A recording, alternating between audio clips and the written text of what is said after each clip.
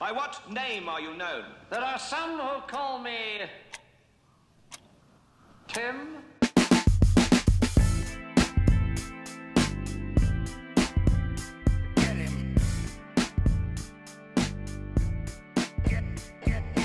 Hey everyone, my name is Will and I'm from the Save vs. Poison podcast, the podcast dedicated to gaming, general geekery, and enduring sobriety in an ever maddening society. Join us each week for heartfelt and humorous discussion of alcoholism, addiction, and gaming, all slathered in copious amounts of dick jokes. Without further ado, let's get to our neighbor in mental health podcasting. It's time for 20 Tim Minutes. Hey, what's going on? You're tuning into another episode of 20 Tim Minutes. I am your host, Tim McCarthy. This is a podcast that focuses on mental health through humor, insight, and yes, personal stories. Episode 103. Thanks to my man Will with Save vs. Poison podcast for that introduction. Be sure to go check them out after this. You can check the show notes on how to get to them. Go to 20timminutes.com to learn more about me, because this is all about me. 20 Tim Minutes. I'm the guy. I'm the guy on the cover. Just kidding. It's a little bit about me. It's a little bit about mental health. You go on my journey, how I deal with it, how I deal with my bipolar, my ADHD, and my general anxiety. If you watch this on YouTube, you can tell I have ADHD because I rarely make eye contact with the camera, and I'm usually all over the map. But without further ado, let's get on with this episode. Be sure to go to 20timminutes.com to purchase some of my merch. You can download my app in the App Store. Shout out to Appetizers LLC who created that, my man Caleb. But yeah, thank you for rocking with me. Sorry this episode is a little bit late. I had some technical difficulties, aka I forgot a lot of stuff to put together. As in, I forgot I was at work and I left something there that I needed for the podcast, which is my external hard drive. I don't trust or use the cloud. I don't understand it, and I don't know where it gets stored. I would rather have files that I can see and know where they are. So if you don't have one and you don't trust the cloud and want to pay for it, go out and buy a 1 or 2 terabyte. And it's pretty much like a computer that you don't get to use. You just get to store things on it. And that's like 1 terabyte, 2 terabyte. That's all you really need. You can keep your photos on there. You keep your photos, files, whatever you want. I put a lot of my podcast stuff on there so I don't lose it. So I have a backup to my backup, if you know what I'm saying. But yeah, hopefully everyone had a happy holiday, whatever you celebrate, Christmas, Kwanzaa, or Hanukkah. Hopefully it was good. I celebrate Christmas and it was really well. I got to see my family. I got to do presents. Presents were fun. I'm usually a terrible gift giver, but I think I did it pretty well this year. I got a lot of great gifts. And yeah, so that's pretty much it. I meant to mention this before Christmas, but I read this. Experts, right? The experts that I don't know where they're from, say there's a chemical response that takes place in your body when you do something nice for someone else. If you help someone, give a present, or volunteer, your brain produces what are called feel-good chemicals like serotonin and dopamine. So it's actually good to do something else for somebody else. I don't know if I even said that right, but giving a gift, helping out, volunteering, buying someone a coffee, that helps you out. So doing nice things for other people is nice for you. So that's great. So hopefully that serotonin and dopamine really got into your system with giving out gifts to everybody. Are you a good gift giver? I'm fucking terrible. I just don't know why I'm bad at gift giving. So I think I over analyze what I'm giving. And I'm like, this would be sick. And it's not sick. I just want to give everyone a Venus flytrap. I have a Venus flytrap. I know I mentioned this before. This thing is awesome. I've had it for almost a year now. And the thing legit catches flies. If you didn't know, if they're happy and healthy, they will grow you a flower. And I think it kind of attracts the flies. And they don't let it grow close to themselves because they'll snap at it. I don't even know how it works. Flies must be so confused when they're like, hey, I'm going to land on this plant and I'm dead. And they get trapped in there and they try to buzz out, but they're just too strong. So if you have a fly problem, go get a Venus flytrap and just absolutely murk flies.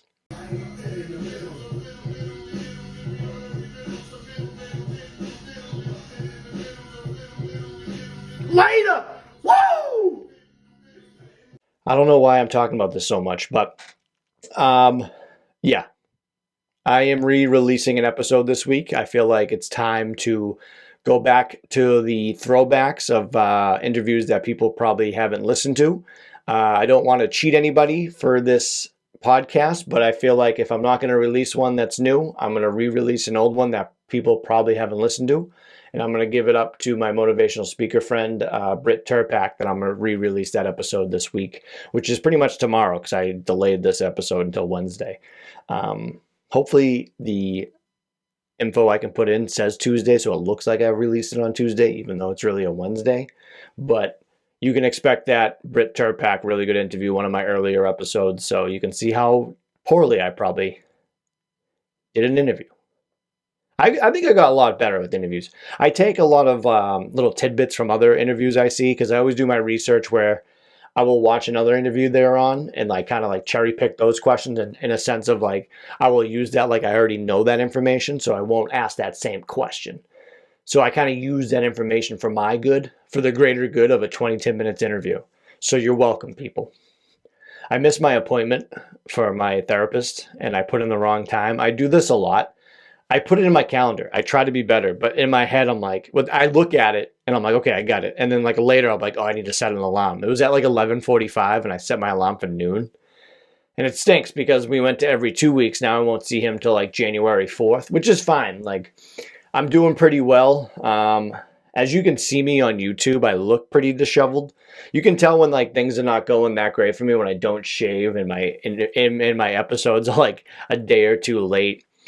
Yeah, that's when you know Tim's struggling with SAD, which is seasonal affective disorder. Did you remember that? What SAD stand for? It's usually winter depression, which I'm still dealing with. And it's just the coldness is really getting me. I feel bad for the people that dealt with like -30 and like 20 inches of snow. I couldn't even imagine dealing with that. And we've dealt with that here in Boston. So not like -30. I don't think I've ever felt that, but I don't know if like your car works during that. I'm not a smart man, but I feel like your car wouldn't work up to standard driving in -30 degrees. Like you really got to pump that fucker up right before you go out to that drive. Do you guys like music? Do you know what musical chills are? Research suggests at least 55% of people experience pleasurable chills when listening to your music that you enjoy. You ever get little goosebumps or goose pimples when you listen to a song you like? Sometimes when I listen to Kesha, my hair stands up on my arms because I love Kesha. Kesha and JoJo. Queen 1, Queen 2. It's more like 1A, 1B. Those are my queens. Kesha and JoJo. And not JoJo Siwa. I know people get that twisted. JoJo Siwa is a good person, but that's not my homegirl. It's JoJo. Get Out, Leave. You know the songs. Recent study further examined that the phenomenon to show how music activates the brain's pleasure and reward centers, which raises the question of music's role in human evolution, which is like interesting to me because back in the day when like Beethoven was dropping albums, or like, that's another thing, is like classical music. What was it called when it first came out? And did you have to like go and see Beethoven play? Like, did he play once a week? Where you like, dude, this slaps. You know what I'm saying? That's the one thing I don't really understand. And then like when they play it now, like who's playing that music on Spotify? Because it's not like a recording from Beethoven from whatever year he was active. It's some new person playing that same music. How would like, I'm going off the reservation right now. How did like music used to be like so powerful like that with like all these instruments? You don't really see that anymore. Same with like art, like the Sistine Chapel, like how paintings used to be just so beautiful. And I figure like people can probably paint like that, but I feel like it doesn't hold a candle to like the old school stuff. But yeah, music is very powerful. I feel like with these primal properties in mind, listening to music can be considered an act of self-care that boosts the immune system and helps elevate anxiety and depression. Not elevate, alleviate. Your boy can't read. Alleviate anxiety and depression. One study from 2016 suggested that people with mental health conditions use music for the reduction of negative emotions. I feel like I do that a lot. I listen to a lot of pump-up music to get me going. You might go through a phase of listening to sad music at one point in the year if you're going through something difficult, or listening to more energetic music if you're training for a race, for example. Listening to sad music when you feel low can help us in some ways, making us feel as if we are less alone. But listening to happier music sometimes may also help. It's like when you're like looking out the window and it's like raining and you listen to like Coldplay and you're like, dude, my life's like a movie, like a sad movie. I feel like everyone's done that. If you're worried that listening to sad music isn't helping your mood, obviously change that up, because They're not good for you. I always read too that like people with Alzheimer's, music can help open up or unlock their brain a little bit. So maybe like a time in their life where that music was huge, they can unlock little stories or lock memories or anything like that. So I think that's how powerful music can be. It just goes to show with things like that. I don't know if that's like a proven fact, but I've seen and heard things like that where like music can trigger thoughts. You know what I mean? I'm going to be listening to like Project Pat and WWE wrestling theme songs when I'm in the nursing home. Good googly moogly, that dang is juicy. If you don't know that song, please go listen to Project Pat right now. Actually, stop this episode. Don't even finish it. Go listen to Project Pat, Good Googly Moogly, and that will put you in a fantastic mood. Guaranteed. Psilocybin is what I was talking about on last episode. I didn't really get into it, which is boomers, shrooms, psychedelic mushrooms. I forget how they're made. Are they made by like cows eating mushrooms and like sifting through their shit? I don't know why I think that's correct, but I don't think it's correct. I'm not a smart man. I don't even care anymore. It's fucking great. It's great being stupid and just like pretending I'm smart and reading all this shit and like talking about my life. It's so funny. I never know like what's going on in life. I really honestly don't know what I'm doing in life. And it's hysterical to me. Like I made it to 36. I turned 37 on January 16th. Don't forget. And I just been faking it to make it. People that listen to this, like loyal listeners, I commend you. I don't know how you do it. I really don't. I'm glad I'm entertaining enough for you, and I really do appreciate it, honestly. So psilocybin is, again, mushrooms, and it's become, could be FDA approved in a few years. Most psychedelics like them are illegal on a federal level in the US. No one knows for sure how it might work for treatment of depression. And early research showed that less than a third of patients given psilocybin actually improved. And even then, though, the benefits faded after only a few weeks. So it's like, oh, it works, but not that long. But it worked. Of the 8.9 million people in the U.S. taking medications to treat depression, a 2021 study estimated that just under a third, or 2.8 million, aren't helped by the drugs, a condition known as treatment-resistant depression, which is antidepressants that don't work for you. Again, I went over that. I do apologize if you're... It's just like a quick synopsis. You know, like when this is the worst. When you watch a TV show and you binge it and then you finish the episode and then the next episode, they recap the whole episode for like 15 minutes. You're like, God damn it. Like I already just watched this. That's what's going on right now. I Am Shauna Ray, the show on TLC where the 22-year-old girl has the body of an 8-year-old. They do that and it drives me nuts. That's one of my favorite shows out right now. Go watch I Am Shauna Ray after you listen to Project Pat, Goo Googly Moogly. But again, you shouldn't be at this part because I told you to stop and go listen to Goo Googly Moogly. So there was a trial that included participants with moderate to severe treatment-resistant depression, which like meds don't work for you, which is like fucking scary. All have tried as many as 4 antidepressants prior to enrollment without success. Mushrooms seem to work for some participants, at least for short term. But there's like a pattern here. Like, yeah, the mushrooms work and it could be FDA approved. It's like, how much do you have to do? Like, are you going to be tripping balls all day? Be like, hey, I don't know what's going on. And this bush is talking to me. But I feel great for 20 minutes.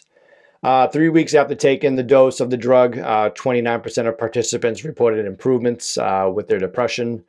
By 3 months, they had fallen 20% statistically from participants who have taken a lower dose, 10 milligrams or 1 milligram of the drug. So yeah, that's pretty low. I think people eating like eighths back in like high school where they would just eat them and listen to the Saint Anger album by Metallica and not know what's going on. I heard about people doing that where they throw up the mushrooms and it makes you higher and then like you would eat them and then like you would be in your buddy's van and listening to the Saint Anger album by Metallica.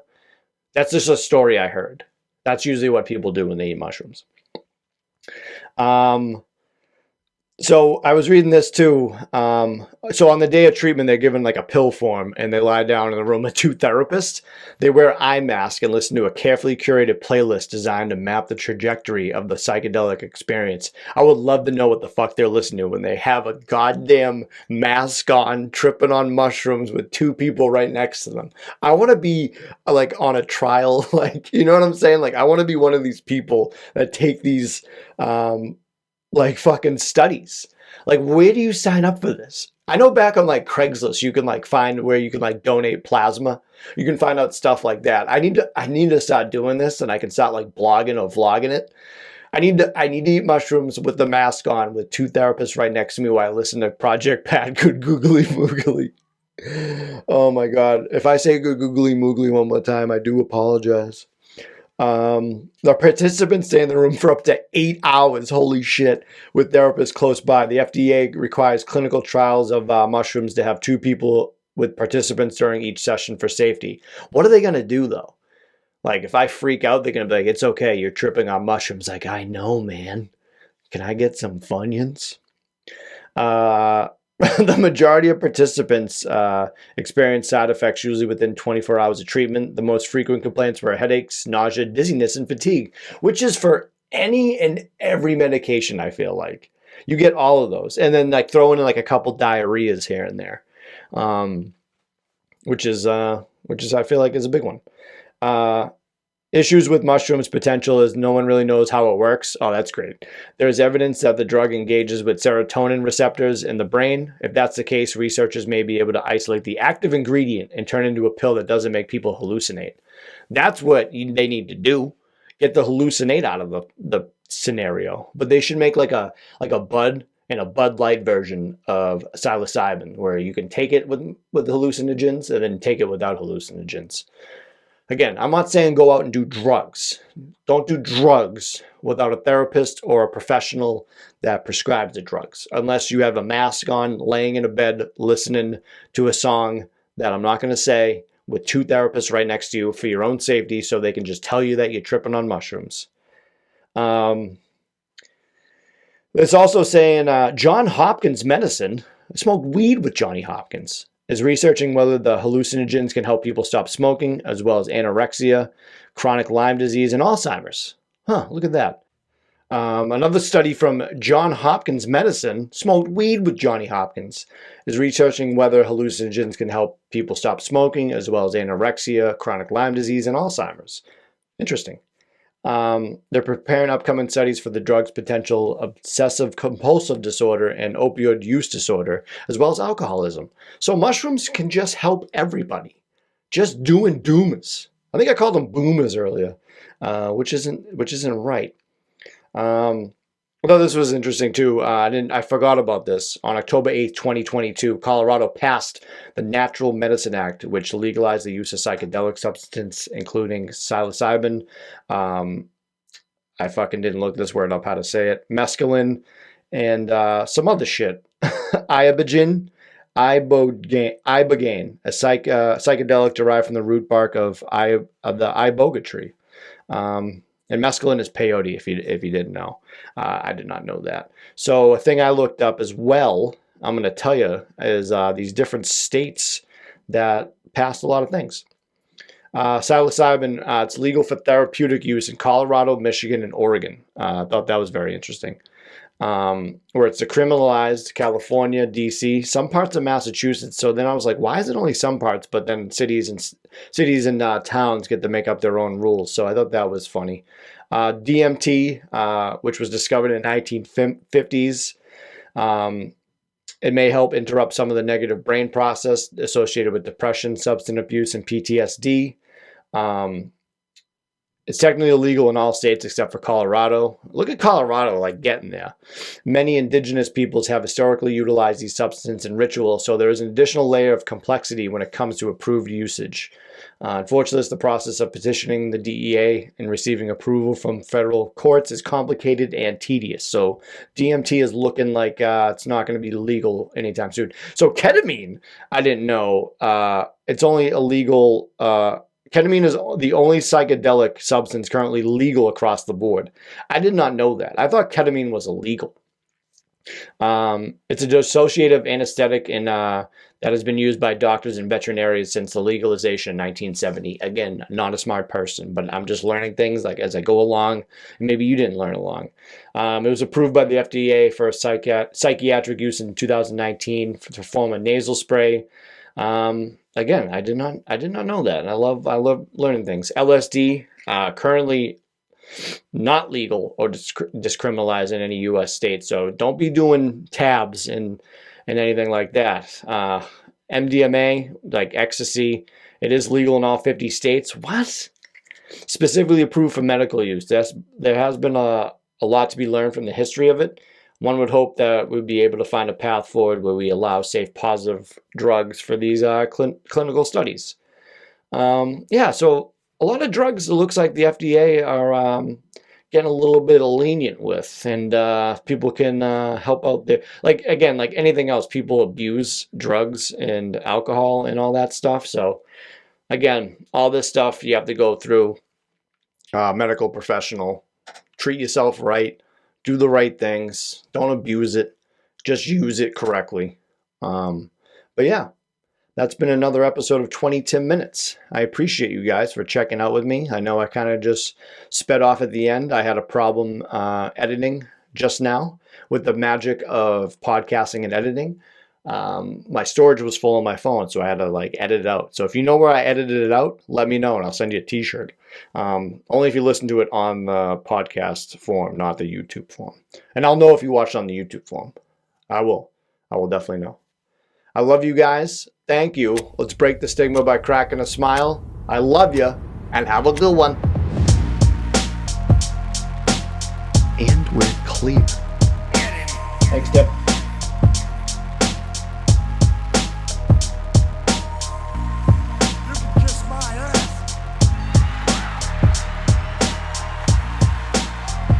This podcast is not intended to be a substitute for professional medical advice, diagnosis, or treatment. Always seek the advice of your physician or other qualified health provider with any questions you may have regarding a medical condition. If you are feeling suicidal, please dial 911.